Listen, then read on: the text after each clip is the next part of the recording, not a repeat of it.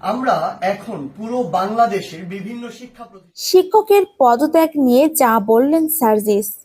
বৈষম্যবিরোধী ছাত্র আন্দোলনের অন্যতম সমন্বয়ক সার্জিস আলম বলছেন, শিক্ষক পদত্যাগ নামে সারা দেশে যা চলছে সে প্রক্রিয়ায় হচ্ছে সেটা সমর্থনযোগ্য নয়।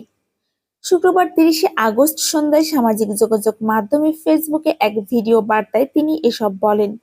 তিনি বলেন, কেউ যদি ফ্যাসিস্টদের ক্ষমতার অপব্যবহার করে অন্য শিক্ষক বা শিক্ষার্থীদের সঙ্গে অন্যায় করে থাকে, তাহলে নিয়মতান্ত্রিকভাবে আইনের মধ্য দিয়ে তদন্ত সাপেক্ষে তার বিচার হোক, কিন্তু আইন নিজের হাতে তুলে নেওয়া, মব জাস্টিস করা কখনোই গ্রহণযোগ্য নয়।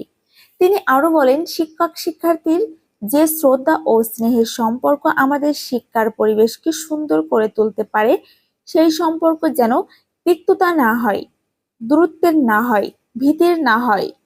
কোনো শিক্ষার্থী তার শিক্ষকদের পদত্যাগে বাধ্য করতে পারে না। অনেক শিক্ষার্থী হয়তো জানেই না যে তাদের ব্যবহার করে অন্য শিক্ষক এই কাজটি করাচ্ছে ব্যক্তিগত বা রাজনৈতিক স্বার্থ সিদ্ধির জন্য।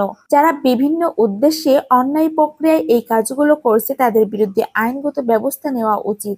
সার্জিস আলম আরো বলেন, অনেক শিক্ষক আমাদের সহযোগিতা করেছে কারণ তারা মনে করেছিল তৎকালীন সরকারের পরিবর্তনের ফলে নতুন যে সরকার আসবে তাতে তাদের লাভ হবে। অনেক শিক্ষক এমনভাবে কথা বলছে যেন তিনি ফেরেশতা, কিন্তু তিনি শিক্ষার্থীদের ব্যবহার করে অন্য শিক্ষকদের পদত্যাগ করাচ্ছেন, তাতে নিজে সেখানে বসতে পারেন।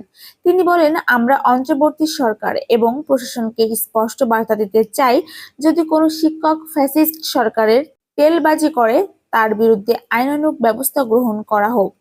উল্লেখ্য, গত ৫ আগস্ট বৈষম্যবিরোধী ছাত্র আন্দোলনের লং মার্চ টু ঢাকা কর্মসূচির দিনে তৎকালীন প্রধানমন্ত্রী শেখ হাসিনার পদত্যাগ করে ভারতে চলে যান।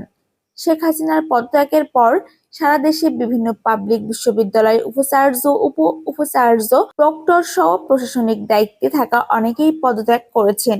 বিশ্ববিদ্যালয়গুলোকে গতিশীল করার লক্ষ্যে এরই মধ্যে কয়েকটি বিশ্ববিদ্যালয়ে উপাচার্য নিয়োগ দিয়েছে অন্তর্বর্তী সরকার। অনেক বিশ্ববিদ্যালয়ে উপাচার্য নিয়োগ প্রক্রিয়া চলমান।